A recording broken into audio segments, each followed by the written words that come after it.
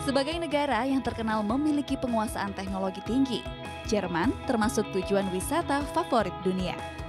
Faktor kebersihan di negara ini menjadi salah satu pendukung yang utama. Sejak tahun 1972, pemerintah Jerman melarang sistem sanitary landfill, yaitu membuang dan menumpuk sampah pada suatu lahan. Karena sistem tersebut terbukti selalu merusak tanah dan air tanah akibat hasil reaksi campurannya yang tidak terduga. Berbeda dengan kondisi Jerman 30 tahun silam di mana terdapat 50.000 tempat sampah yang tidak terkontrol. Kini hanya terdapat 400 tempat pembuangan akhir atau TPA yang efektif. Pada beberapa TPA ataupun instalasi daur ulang di Jerman selalu terdapat pemeriksaan dan pemilahan secara manual. Hal ini untuk menghindari bahan berbahaya tercampur dalam proses. Dengan menggunakan mobil berperangkat khusus maupun secara manual, setiap hari sampah-sampah rumah tangga di Jerman diambil secara teratur. Setiap Senin sampah daun-daun diambil, kemudian botol-botol plastik diangkut pada hari Selasa, dan seterusnya. Selanjutnya sampah diambil oleh mobil yang juga berbeda, sehingga rumah tangga di Jerman sangat teratur dalam pembuangan sampah sesuai dengan jadwal pengambilan sampah. 10-30% dari sampah awal didaur ulang dengan beragam mesin. Dari hasil metode konversi ion sampah, diantaranya bahkan dimanfaatkan sebagai bahan konstruksi jalan. Tak heran jika Jerman pun menyandang predikat juara dunia dalam mengelola sampahnya.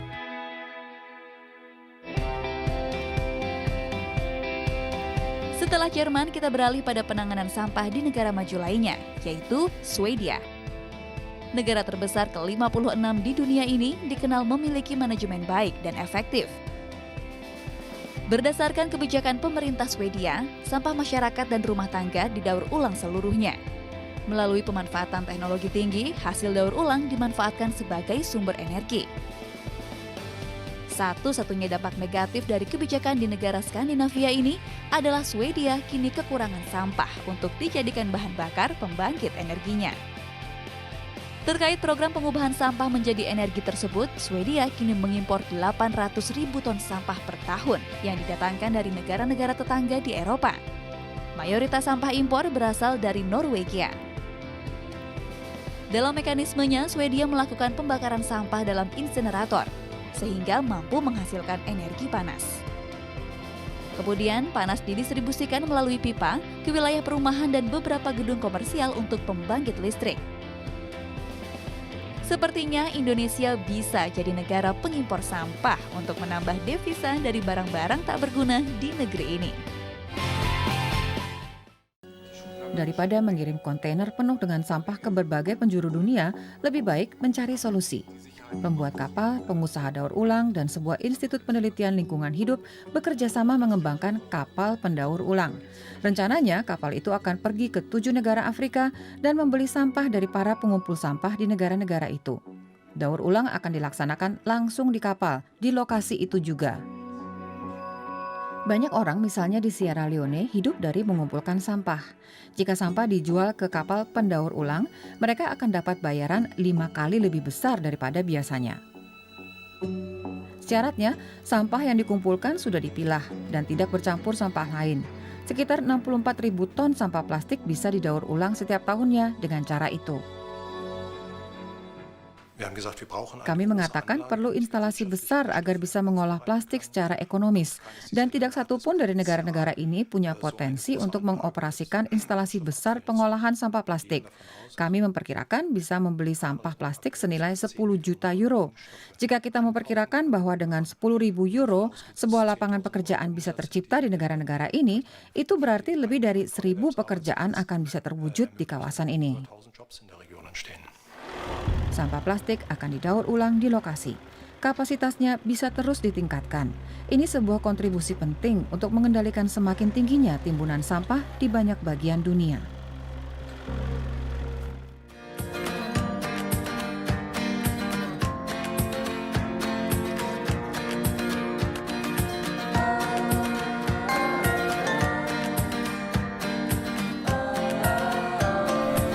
Plastik yang warna kuning ini namanya gelbesak. untuk sampah-sampah plastik dan juga yang berkemasan, baik dari makanan atau minuman. Contohnya kayak kemasan susu, kaleng, dan lain-lain. Untuk ton warna hitam, ini untuk sampah-sampah sisa. Contohnya tisu, popok bayi, atau sisa makanan yang tidak habis.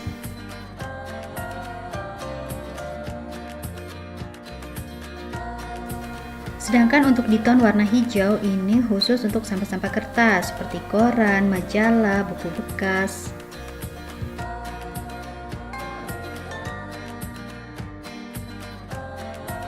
Yang coklat ini untuk sampah organik, misalnya sampah berupa daun, ampas teh ataupun kopi, dan juga sisa-sisa sayuran.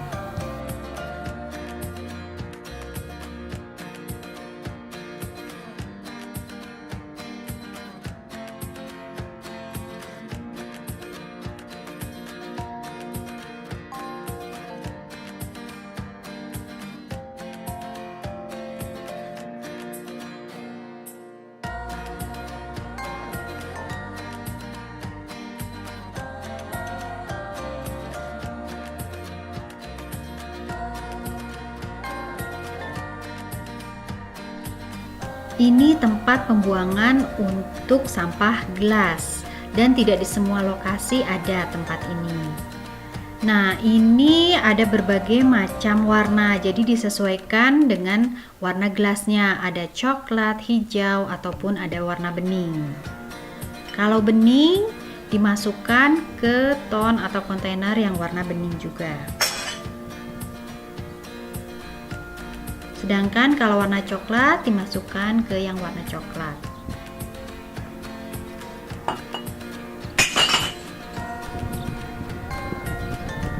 Dan juga dengan warna hijau sama seperti itu. Jadi disesuaikan dengan warna gelasnya.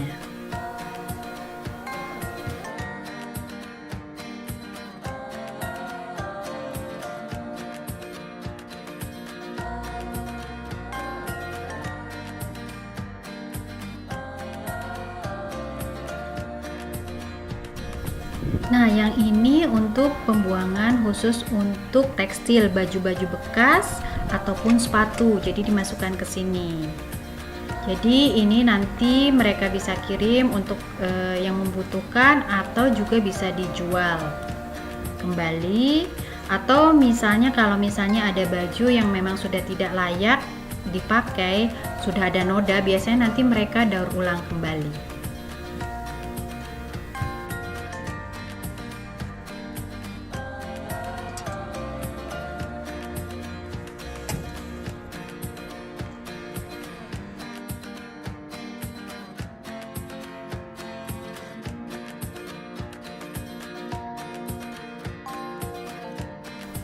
Kalau kita membeli minuman, botolnya bisa kita kembalikan. Nah, rata-rata satu botolnya itu harganya sekitar 0,25 sen.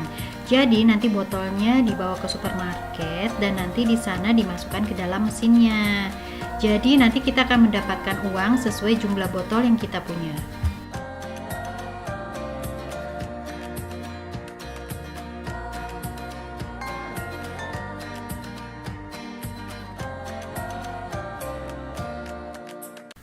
Untuk yang terakhir ini untuk pembuangan elektronik. Jadi yang sudah rusak tidak terpakai, contohnya saja misalnya handphone.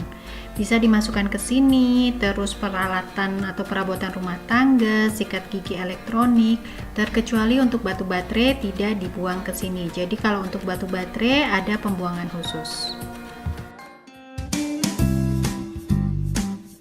Jerman adalah salah satu negara yang dapat mengatasi masalah sampah di negaranya. Mengapa bisa demikian? Karena adanya tanggung jawab dari rakyatnya sendiri. Mereka memisahkan sendiri mana sampah yang bisa didaur ulang dan yang tidak bisa. Terdapat berbagai jenis sampah yang harus dipisahkan. Di antaranya adalah sampah sisa makanan, sampah kertas atau karton, sampah rumah tangga, dan sampah kemasan. Sesuai jenis dari sampahnya, tiap rumah pun harus memiliki lebih dari satu tempat sampah.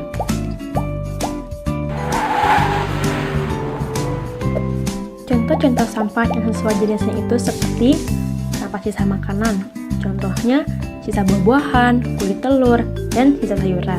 Dimasukkan ke tempat sampah berwarna coklat. Sampah kertas atau karton, contohnya seperti tempat makan dari karton, dan kertas-kertas dimasukkan ke tempat sampah yang berwarna biru. Sampah rumah tangga, contohnya seperti selang air rusak, lampu, dan tas bekas dimasukkan ke dalam tempat sampah berwarna hitam. Lalu, sampah kemasan seperti kotak susu dan bungkus snack dimasukkan ke plastik berwarna kuning.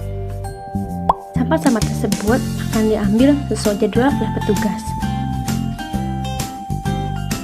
Ketika sampah-sampah tersebut sudah dipisahkan, tempat sampahnya akan langsung dibawa ke depan rumah untuk dibawa langsung oleh petugas.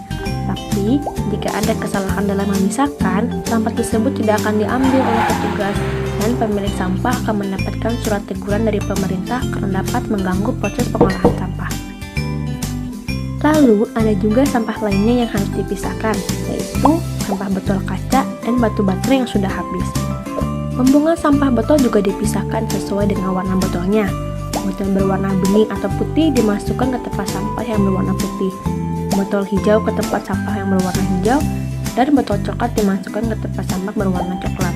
Setiap pembuangan sampah botol ini ada jamnya, yaitu jam kerja atau jam 8 pagi sampai jam 7 malam. Karena ketika membuang botol suaranya dapat mengganggu penduduk sekitar.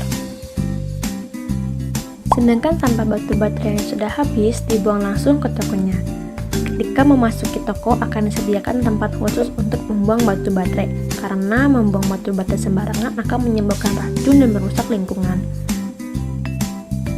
Lalu, bagaimana pengelolaan sampah di Indonesia? Semoga cara Jerman menangani sampah di negaranya dapat menjadi motivasi agar Indonesia menjadi negara yang bebas sampah. Semoga bermanfaat.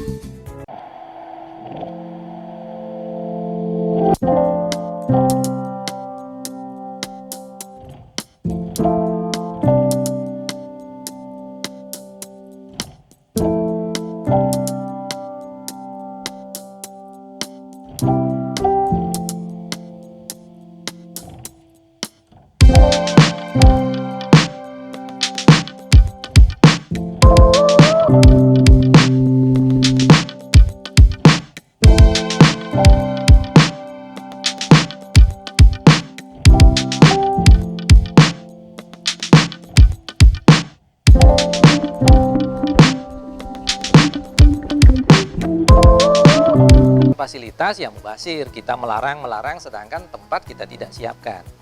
Makanya dibangunlah TPS 3R Punggul Hijau di Punggul ini.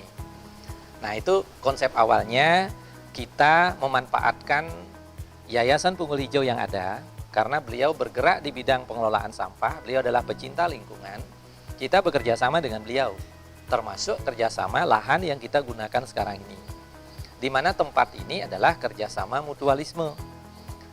Yayasan menyiapkan lahan, kita menyiapkan sarana prasarana semua yang ada di sini. Kemudian ada perjanjian kerjasama yang kita bangun, yakni antara BUMDes dengan Yayasan Punggul Hijau. Nah, dalam perjalanan ini tidak sekali kita lakukan, ini bertahap. Mulai dari pengelolaan sampah, baik itu sampah organik maupun sampah anorganik, termasuk sampah residu dan plastik yang sering menjadi masalah. Pengolahan sampah ini berdiri tahun 2018. Kenapa? Karena memang di Bali pada saat itu digempur dengan beraneka ragam sampah, yang mana sampah ini kita mencoba membuat bagaimana si sampah ini dibuat dengan sinergi. Di tempat pengolahan sampah ada warung makan. Karena membuat pengolahan sampah, begitu bilang pengolahan sampah, masyarakat sudah akan ketakutan. Kenapa? Kenapa takut? Karena bau sampah. Nah, dengan teknologi yang kami miliki, kami mencoba bekerja sama dengan BUMDes. Akhirnya terciptalah gedung ini. Bagaimana sampah itu diolah sesuai dengan sesuai dengan fungsinya. Kalau organik ya organik, kalau plastik ya plastik. Pola kita adalah setelah dibangunnya TPS 3R ini sebagai sarana di mana masyarakat sampahnya akan kita proses tuntas. Yang terpenting adalah bagaimana menuntaskan sampah dari sumbernya.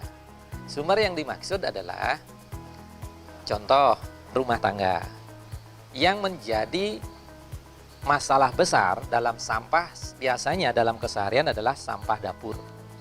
Kalau ini tidak kita tuntaskan, berarti sampah tetap akan bermasalah. Sehingga kita munculkan inovasi desa ini, kita buat tong edan namanya. Di mana tong edan itu adalah sebuah gentong yang kita proses dalamnya dengan reparasi, kemudian dengan sentuhan tangan, diisi pipa, kemudian saringan dan sebagainya. Caranya, polanya sederhana sekali. Sisa sayur, sisa daging, sisa apapun hasil masakan kecuali plastik. Nah, kita masukkan ke tong edan. Kemudian disemprot dengan cairan liang. Tutup. Terus perlakuannya begitu. Setiap hari habis masak, buangan itu masuk ke tong edan. Kemudian semprot cairan liang, tutup. Dijamin tidak ada bau sama sekali. Nah, sehingga ibu-ibu pulang kantor ya sudah, dapur bersih, tidak berbau. Nah, manfaat daripada tong edan ini ada 2 pupuk yang kita dapatkan di situ. 1 pupuk padat, 1 pupuk cair. Di mana pupuk cair itu bisa dilihat di bagian bawah kita isi pengukur kayak sejenis sejenis selang yang kita pasang untuk mengukur seberapa tinggi sudah pupuk cair yang ada di dalam tong ini. Nanti kita lihat aja di sana. Sehingga begitu kelihatan ada pupuk cair sudah banyak, kita tinggal tarik tuang. Di mana pupuk cair ini sudah langsung bisa dimanfaatkan menyiram tanaman pekarangan. Dan itu sudah dilakukan di rumah tangga di semua rumah yang ada di Punggul. Kemudian pupuk padatnya di tong edan bagian bawah itu ada pintu.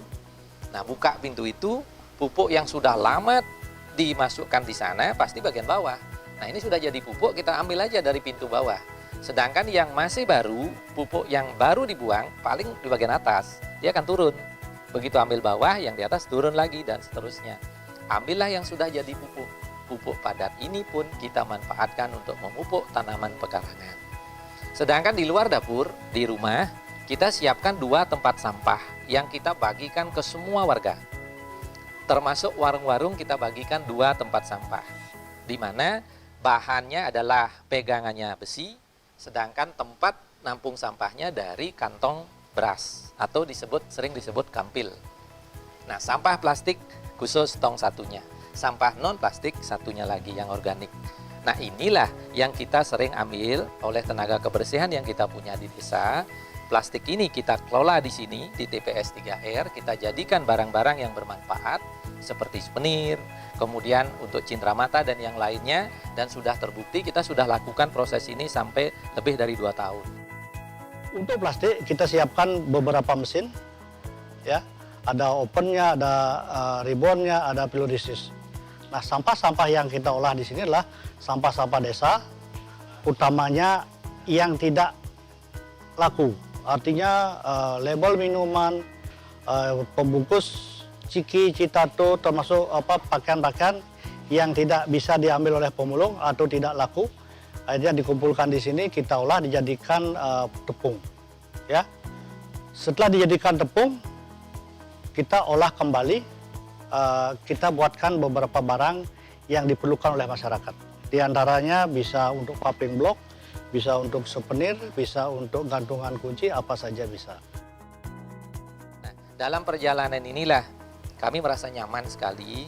Tatkala kami butuh souvenir, tatkala kami butuh cindera mata, jika ada tamu kunjungan yang sampai saat ini kan terus kunjungan ke Punggul itu banyak sekali. Nah, souvenir inilah kita beli di sini. Jadi dari olahan plastik yang ada, yang dulunya tidak dimanfaatkan, sekarang dimanfaatkan benar-benar, yang punya nilai ekonomis. Yang organiknya pun sama. Jadi untuk memupuk tanaman di lingkungan desa, kita semua ngambil melalui TPS 3R ini. Nah, adapun kegiatan yang kami lakukan ini, kalau di dapur sudah tuntas, kemudian di pekarangan rumah sudah tuntas, kita tinggal menuntaskan yang di fasilitas umum saja. Nah, sehingga tenaga kebersihan kami sudah berpola semuanya. Tidak ragu-ragu lagi yang mana harus dikerjakan. Mereka sudah tahu pasti, oh ini sekarang, dan seterusnya.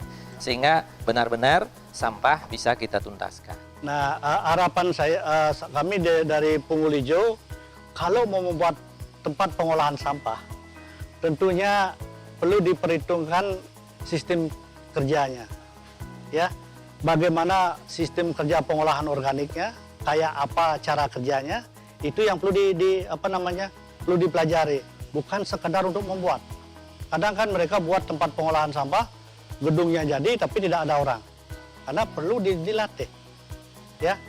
Karena begitu bilang sampah, kadang kan baunya bau tidak sedap. Tetapi kalau teknologi kita sudah gabung dengan teori yang ada, sampah tidak akan bermasalah. Karena konsep yang dibangun oleh kepala desa sambut mata, bagaimana sampah itu selesai di desa dengan mendapatkan sesuatu yang luar biasa. Ya, sesuai dengan imbauan baik dari pemerintah Kabupaten Badung, begitu juga peraturan Gubernur Bali kaitan ke sampah berbasis sumber, ya kami setuju sekali. Karena pola itu sudah kami lakukan, cuman bahasanya sedikit berbeda. Kalau di Provinsi Bali instruksinya sampah berbasis sumber. Nah, kalau kita di sini sampah desa tuntas di desa. Nah, itu kayaknya sudah mengena sekali. Jadi, di mana sumber sampah itu, di situ kita tuntaskan. Sama dengan kita di Punggul ini, sampah kita tidak pakai mencemari desa lain. Dan desa lain pun tidak boleh mencemari sampahnya ke desa kita. Sehingga konsep inilah, kalau semua desa melakukan hal yang sama, saya yakin tidak akan ada permasalahan di bidang sampah ini. Cara pengelolaan sampah dengan 3 cara: cegah, pilah, olah. Cegah ialah kunci karena cegah merupakan momen penting untuk agar momen pilah dan olah tidak melelahkan. Contoh cegah dengan membawa kantong belanja sendiri, membawa tempat makan dan minum sendiri ketika bepergian. Pilah adalah memilih sampah sesuai dengan jenisnya. Kategori sampah, pilah dapat dilakukan di rumah dengan memilih sampah sesuai jenisnya. Pemilihan sampah akan memudahkan pengelolaan sampah dan membantu pekerjaan petugas kebersihan. Olah adalah mengolah sampah menjadi bahan yang bernilai ekonomis. Olah dapat dilakukan di rumah dengan mengolah sampah organik menjadi kompos. Pengolahan sampah di rumah dapat mengurangi banyaknya sampah di TPA. Cegah, pilah, dan olah dimulai dari rumah. Halo teman-teman, tahukah kamu bahwa limbah rumah tangga menjadi salah satu penyumbang terbesar dari tumpukan sampah di lingkungan? Pengelolaan sampah di rumah tangga sangat membantu dalam meminimalkan jumlah sampah yang akan dibuang. Pengolahan tersebut harus berdasarkan pada prinsip 4R. Apa sih 4R itu? Yang pertama adalah reduce. Reduce adalah mengurangi segala sesuatu yang mengakibatkan sampah atau meminimalisir sampah, serta tidak melakukan pola konsumsi yang berlebihan.